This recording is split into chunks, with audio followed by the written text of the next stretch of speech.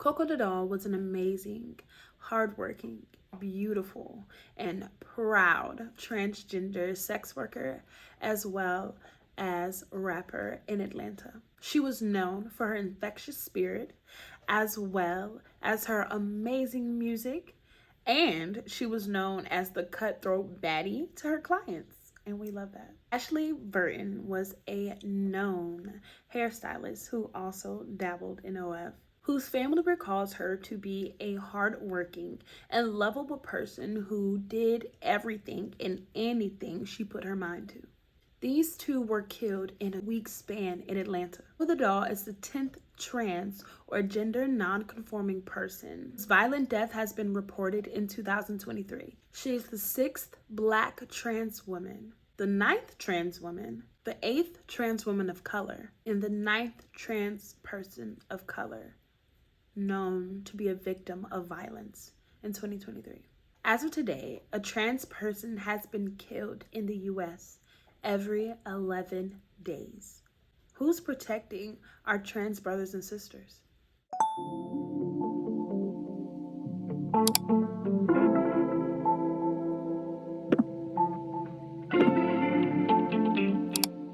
Hey y'all, hey, I am Judy and we are back with another SW in true crime, but this time we're here with queer true crime. Also, it's both, okay? All right. So I decided to cover these cases because a lot of times these cases are hidden and not really told due to them being an S-work or them being a queer person of color. Ultimately, looking up a lot of these cases, nobody knows about them unless you're in the S-work community, and I did not like that. So here we are. This case is a case, but I have to warn you, being that it's fresh and that they're still building up the case, there's not really information on the victims. Also, these are trans women of color, so you know how the public does with not really covering people of color in general. So bear with me with the information. I am doing my best to make sure you guys know the amazing people they were. I just want to give my condolences to the family, and I mean absolute no disrespect with the information I'm about to say. This information is public information, and all of my resources will be linked below so you can join in on the conversation. One of the suspects is, I believe, 17 years old. So I personally will not be saying his name. His name is public information as well as his mugshot. I'm gonna blur it because he is a minor and I respect that. I don't know why the public isn't, but we all know it's because, yeah. I also want to shine light that a lot of my resources, a lot of my details on Coco the Doll come from her own mouth. If you haven't checked out the amazing documentary, I recommend you check out Kokomo City, which is a beautiful documentary about transgender S-workers in Atlanta as well as LA. So I would definitely give that a check if you want to know like the insides out of like an S-worker and also, you know, a trans woman of color. It was definitely an amazing documentary, and if it's not in theaters, which I believe it was in theaters, but basically on all streaming platforms, so make sure you check that out. Again, it's dangerous for everybody, not just S-workers. Let's get into our next case. Okay, y'all, so this case is going to be very kind of opinion heavy, but with facts attached. So grab a snack, get you a cool drink. I got me my protein shake, get you some tea. Yeah, let's get into it. This case has multiple victims, so I will be talking about them separately and their cases separately. And we are in Atlanta, Georgia. ATL, Georgia. Let's get into it. Ashley Burton was born in Augusta, South Carolina in March of 1986. I could not find specific details, but alas. She later relocated to Atlanta to pursue her hairstylist as well as a career in makeup artistry. Y'all already know that ATL is the hub for Black creativity. She was definitely an appreciated person in the industry. Ashley loved fashion, and she definitely showed it with her hair, her makeup, and her nails. Sis always had the best outfits. You hear me? And from the looks of it and just going through her feed, she had no problem of displaying her love of artistry and just creativity on her social media platforms. Apparently, Ashley also threw down in the kitchen, okay? And she loved to sing. Now, I'm not sure where a lot of people are getting that she had an OF, but I found from other YouTubers that covered the case that she had an OF, and just from just me looking up her name. So I'm not really sure on that. But allegedly, my girl had an OF. We love OF girlies, and you know it. Get your bag, boo. Ashley's best friend or coworker, I can't confirm, says that she was very full of life, really. It was always smiles and laughs with us whenever we worked together. I like to believe that Ashley was very family oriented or very close with her family. Her brother Patrick says Ashley was very loved all the way across the board, like from South Carolina to Atlanta. The way my sibling moved in life, it was take it or leave it. This is how I am. You can respect it or neglect it. But Ashley put out there and let that person know. It's not going to be a secret. Her cousin Ivory Carter says she was a sweetheart. She wasn't nasty. She wasn't disrespectful. She just wanted to live her life. She was very full of life. It was always smiles and laughs with us. This is literally what everybody had to say about Ashley, and I just love people who just show people love, and you can just feel how amazing they are from the words of their families and their friends. Just an amazing person that you can feel she was. Early on Tuesday morning, according to police, a woman's body was found near the breezeway at the Elite at City Park Apartments. I think they found her body, or they got there around 4:30. Based on the call and other clues on the scene, they concluded that the victim was 37-year-old Ashley Burton. They report that Ashley was shot in her home. She somehow got up, fled, and the perpetrator followed her and proceeded to finish. After a woman is found shot to death just feet away from her front door. We're hearing now from the family of Ashley Burton, whose body was found in a breezeway at the City Park Apartments off of Fairburn Road in Atlanta. Our Cody Alcorn has this story. Visions Ashley Burton had for her future were abruptly ended on April 11th. She ran out the house hollering and screaming, beating on doors. Ashley was running for her life. Okay, y'all. So it seems that the perpetrator shot her inside of her home. I believe she stayed on the second-story home. She then began to go to everybody for help. Nobody was answering the door. Of course, the society that we live in today. Nobody was answering. She then decides to run down to get more help, and this is when the perp follows her and proceeds to finish by shooting her again. Honestly, to me, it gives that it's a targeted attack. I don't know if that's what it's feeling for y'all, but to me, it seems like this person wanted, I got you and I'm gonna kill you type of vibe. This got to be personal because you shot her in her house. Then you followed her outside and shot her. Ivory says she can't imagine why anyone would want to kill her cousin. She don't put herself in them type of environments. That's why it's like I'm clueless to how. It was always positive people. But something very dark happened behind this crime scene tape on Wednesday. Atlanta police describing it as a domestic-related shooting. Her cousin also reported to police that whoever killed Ashley also stole her cell phone. Her cousin also believes that this person that killed Ashley honestly had to know her, because Ashley wouldn't let anybody in her house this time of the night. She honestly said Ashley had to know and trust this person. But when Ashley's mother and brother were asked, they reported that Ashley had absolutely no enemies. They also believed that her gender identity had nothing to do with the murder. So my brain automatically went to robbery. It's 3, 4 a.m. It could be a robbery gone wrong. A young, you know how the generation is. The ghetto. The ghetto. Just a gang initiation, blah, blah, blah. They want to do things. I don't know. So my brain immediately went to robbery, you know? But a month later, according to ATL PD, an arrest was made regarding this case. 31-year-old Darius Mills was arrested on May 27th for unrelated charges, but they now began to look at him as a suspect for the murder of Ashley Burton. Okay, y'all, so do y'all think we were a little far off, or was it cousin spot on? Was it robbery, or was it like a related targeted killer? I mean, I said that before, but okay. So police allegedly, this is all fresh, y'all, have found that Ashley and Darius knew each other. An argument ensued inside of Ashley's apartment where Darius wanted to snatch Ashley's phone from her, but before he could get the phone, I guess she was too quick, you know what I mean? He shot her in the face. Following the shooting, Darius broke into her apartment and stole her second phone. Very much broke and petty behavior. Combination. Like, they really about to find you now. Stealing iPhones.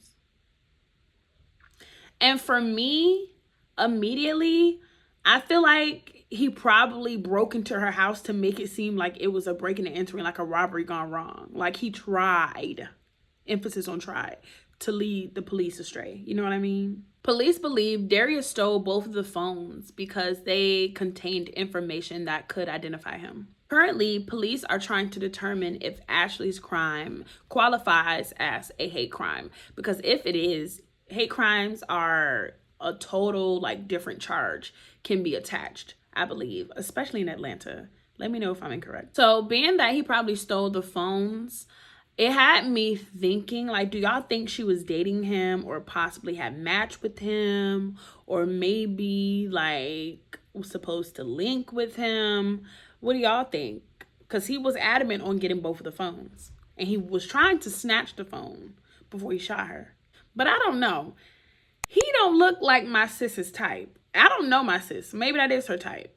But I just don't put them two to be talking or dating. Or maybe that's just me. Maybe this is a hate crime and he didn't want people to know his preference, which is absolute no reason to kill someone over. Like, bro, just be a man about it and get over it. As I said previously, this case is about two queens. Next, we will be discussing Miss Coco the Doll. Coco the Doll, or Rashida Williams, was born in Atlanta in 1988, I believe. She was also featured in the film Kokomo City about transgender S workers in Atlanta and LA. Before I got any work done, the client will walk out on me. You gotta have body. They want to see a pretty girl with a big...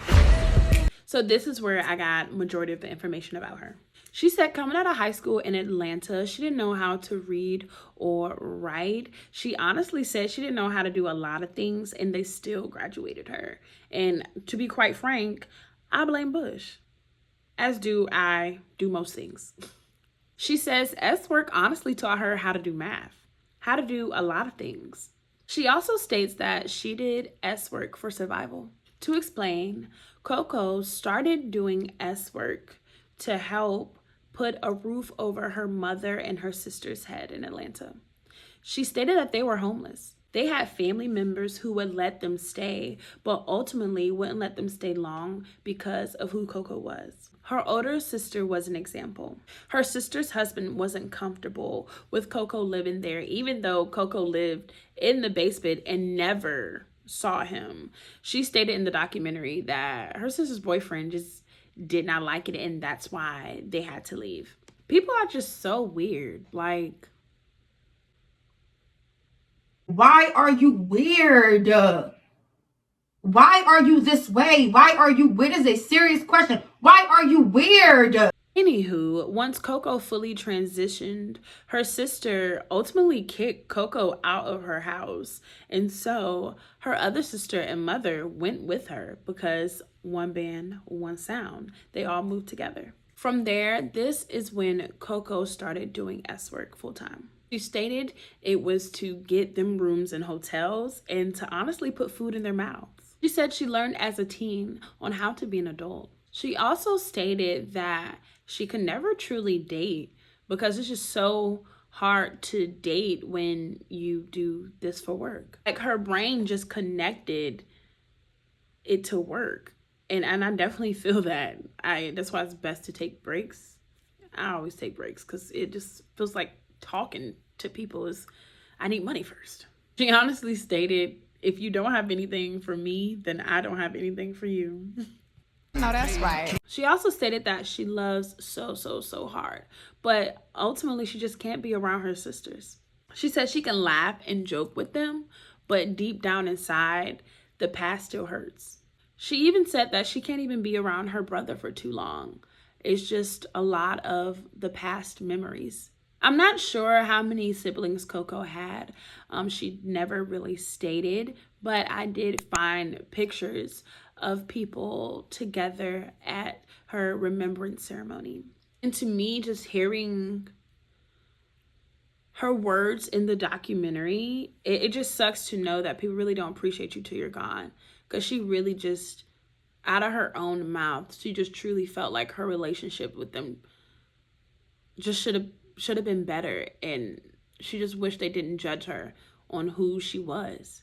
Coco said she would be doing side work jobs and whatnot, like stripping, different things like that, just to basically get better at her craft and get comfortable where she can live. But she really wanted to try something new, something different other than work, because that's all she knew.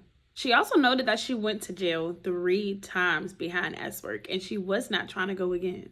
She made it a point that she needed something new in life to do that would be profitable. Her music was the first thing that came to mind. She said that seeing other trans girls on reality TV gave her the confidence to really tone in on her music. Really loved in the documentary that they really explained and gave insight on an experience of a transgender worker. It's definitely an important aspect of you.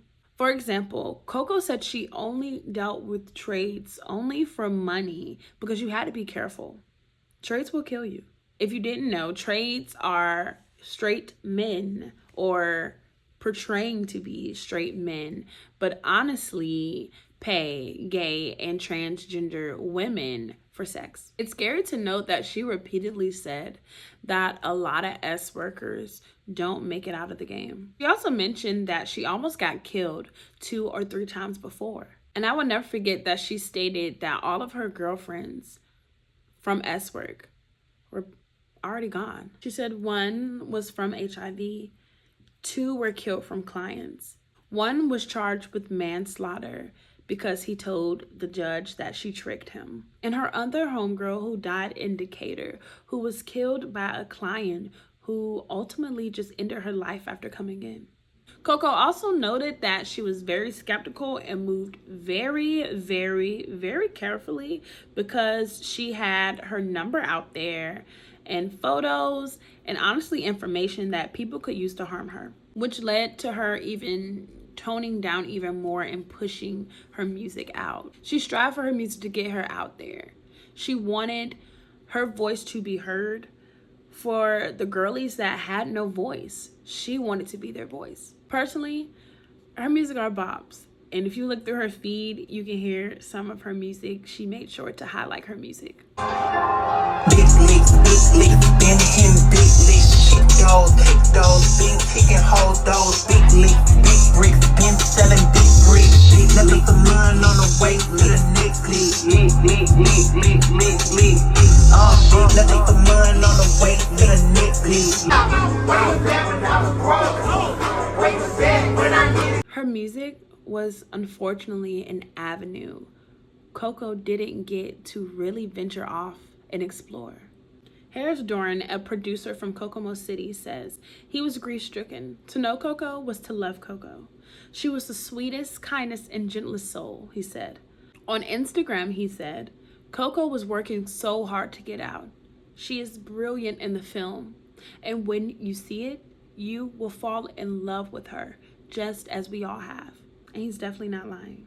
On Tuesday, April 18th, 2023, a shooting was reported at 10:42 p.m. The shooting was reported to happen at a residential address, like an apartment type of address, but it was next to a shopping center, and I believe a Wendy's was kind of near it as well. Upon arrival, officers located a woman victim with an apparent gunshot wound to the face. She was not alert, conscious, or breathing, and she was pronounced dead at the scene. Homicide investigators reported to the scene and were working to determine the circumstances of the incident. They identified the victim as 35-year-old Rashida Williams, or Miss Coco the Doll. A witness tells detectives that they seen Coco in a heated argument with a man across the street at the bus stop near the apartment as Coco was leaving.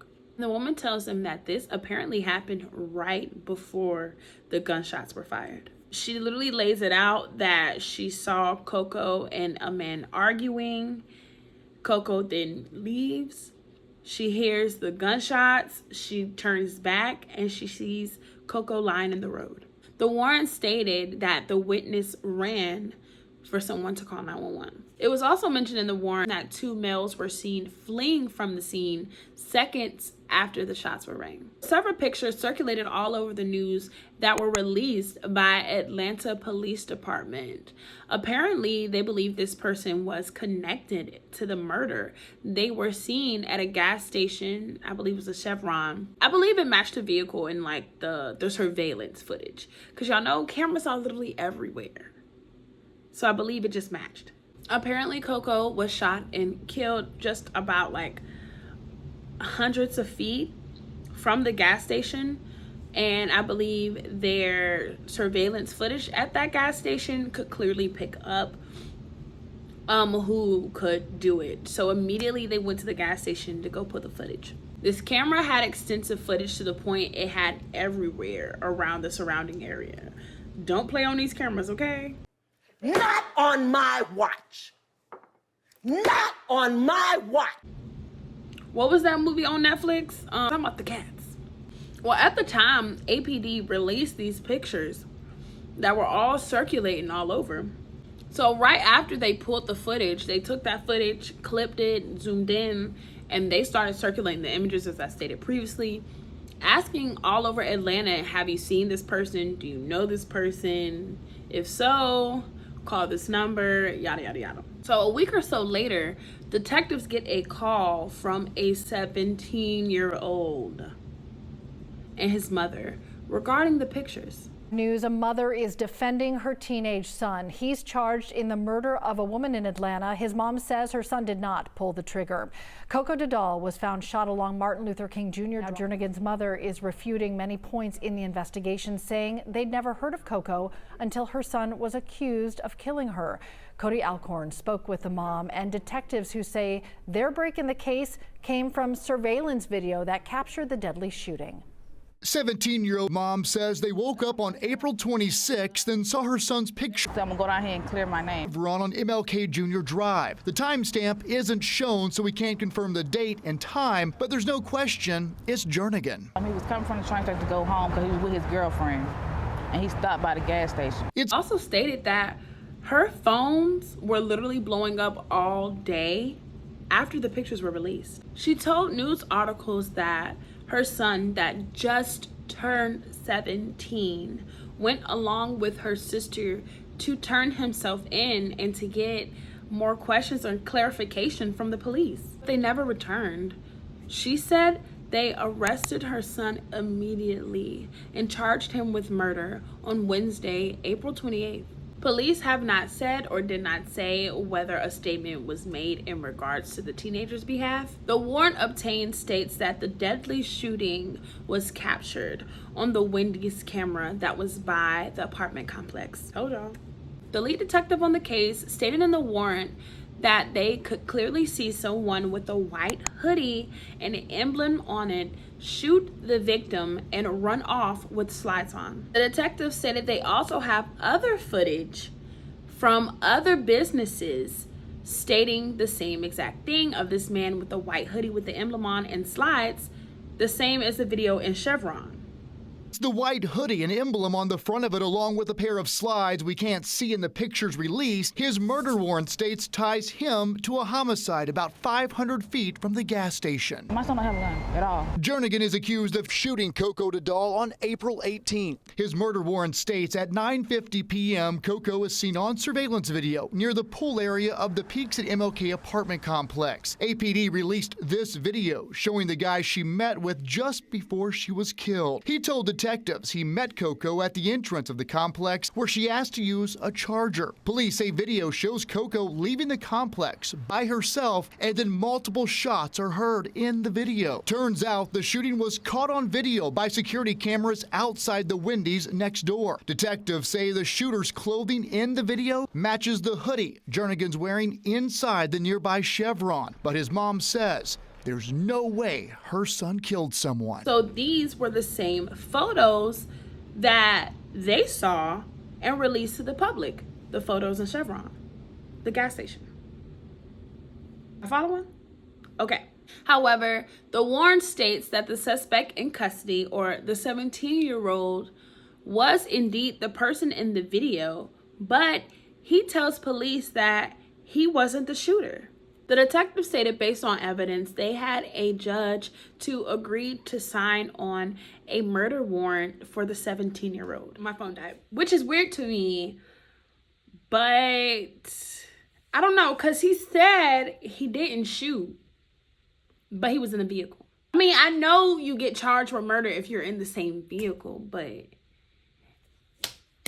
this boy better snitch. I'll be telling who everybody was in that car. It was 2 pennies in the front seat. It was a car seat in the back. I'll be telling everything. But apparently, according to the mother, she said her son has never even had a gun. She don't even know where all this stuff is coming from. Apparently, he was going to see his girlfriend. So I don't know. Was he just in the wrong place at the wrong time, or did he really do this?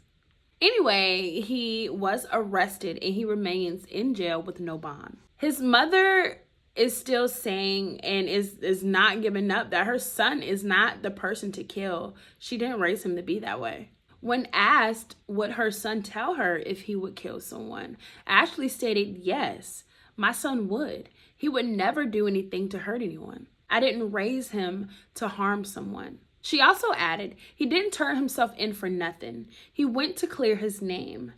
I'm going to clear that up right now. Stop saying that he turned himself in because he murdered someone. No, he did not murder anyone. My son went down there to clear his name. A motive was not mentioned in the warrant. He is facing murder, aggravated assault, as well as possession of firearms, according to police, which I'm not sure if they're going to try him as an adult, but he is indeed just turning 17 years old, y'all. In this case, 2 lives potentially lost. Darius Mills and the 17-year-old are both being held in Fulton County Jail with no bond. In 2023, this year, Kokomo City was released to the public in theaters as well as all streaming platforms. It's about an hour and a half about testimonies and the lives of transgender women in SWers. They did an amazing job, and I highly recommend if you love documentaries or just really want to know and educate yourself on other people's lives. As usual, I will offer my advice or tips that may be helpful. For starters, never let your guard down and always trust your instincts. I know I say this almost every video, but you know yourself the best. Literally listen to your gut, listen to your intuition. It's usually never wrong. Next, if you feel uneasy, please don't ignore it. Tell someone you know and trust, whether it's a coworker, a friend, just anyone. Make sure that it's reported that if you feel uneasy or any way, especially in terms of SWers. Lastly, try to decipher when someone is trying to make a fetish out of you or when you're somebody's fetish. Being a fetish is honestly sickly, so common these days, and it's best to know when you're being just used as that. And when I say that, it's just like a lot of people literally seek out queer people or black and brown people or just anyone, disabled people. People literally go out for different groups of people because it's their fetish. And it's really sick. And we see these cases, whether it's the Courtney Clenny case or whether it was the Jamel and Tim case. I'm tired. People are truly disgusting out here, and they really, really, really are trying their hardest to dim the brightest of lights. In this case, made the news. This homicide was the 4th killing of a transgender woman in the city. This was in April. As of today, a trans person has been killed in the US every 11 days. That's a week and some change, y'all. That's sick. Reported is an important distinction. There are so many cases that have not been discovered or even discussed, for that matter. Coco the Doll, Ashley Burton, Destin Howard, so many women in Georgia that died literally from December to April.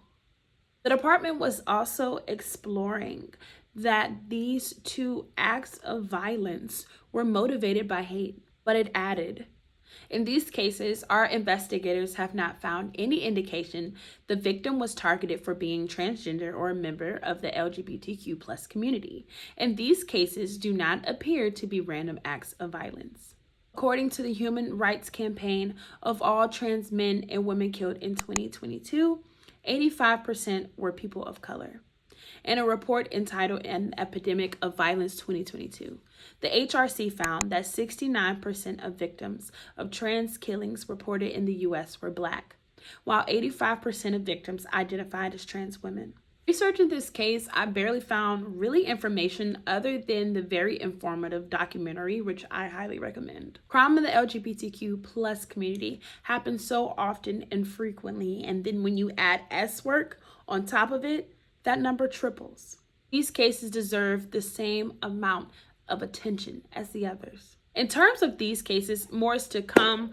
Y'all already know how the judicial system is, how long, and yeah, this is about to be a headache, and this just only happened in April. I really do pray that they see justice. And I really pray and hope that you, Ashley, and you, Coco, and so many of the other dolls that we lost this year are at peace.